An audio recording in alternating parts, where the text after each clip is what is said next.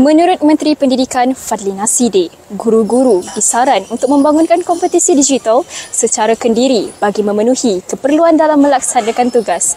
Kementerian Pendidikan Malaysia telah menyediakan peralatan teknologi maklumat dan komunikasi ICT secara berfasa ke sekolah-sekolah sejak Mac 2022.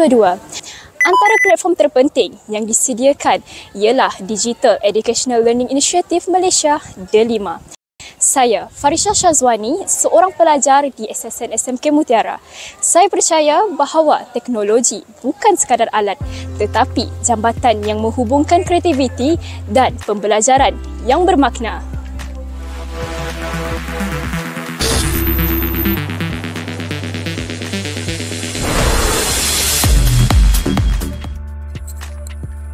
Dalam dunia pendidikan digital, teknologi bukan lagi pilihan, tetapi keperluan. Dengan D5 KPM, pengajaran dan pembelajaran menjadi lebih interaktif dan menarik. D5 menyediakan akses kepada pelbagai aplikasi seperti Google Classroom, Quizizz dan Canva. Guru boleh berkongsi bahan pembelajaran dengan mudah dan murid dapat belajar secara kreatif.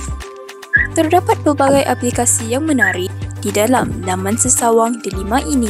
Antara aplikasi yang diminati oleh murid-murid ialah Interland, Minicraft dan Koda Games, di mana terdapat soalan-soalan berbentuk ilmiah semasa bermain permainan tersebut. Terdapat juga aplikasi Google Earth Studio. Ianya sesuai untuk dokumentari berita dan kandungan media.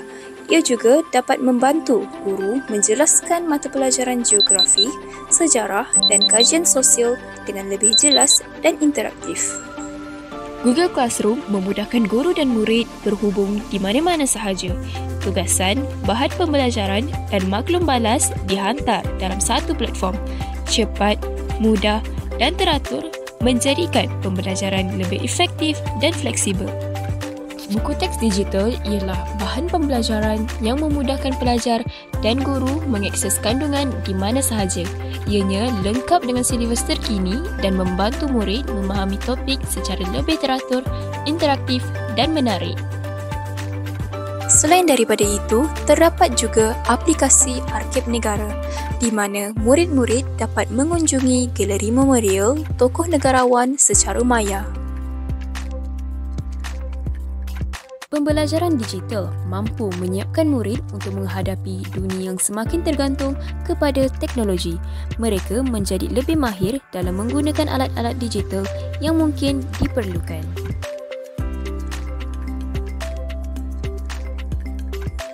Penggunaan Canva juga amat membantu murid. Ini dapat dibuktikan setelah video tersebut menjadi johan peringkat wilayah Persekutuan Labuan. 15 Julai 2024, seorang guru iaitu Puan Jin Ann Sylvester telah dianugerahkan sebagai ikon guru digital menerusi pembentangan bertajuk Membina Literasi Simulasi yang berfungsi dengan perisian khas. Kejayaan ini mengangkat namanya sebagai guru terbaik PDPC Open Classroom Sekolah Menengah di Labuan.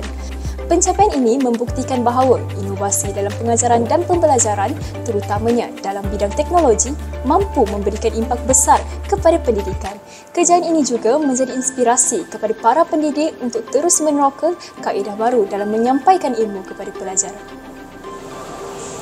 Murid menjadi lebih aktif dan guru menjadi lebih kreatif. Pembelajaran menjadi lebih efektif. Semua ini kerana satu inovasi, D5, bahan digital yang memperkasa pendidikan negara. Sekian daripada saya, Farisha Shazwani dari Pearl Newscast.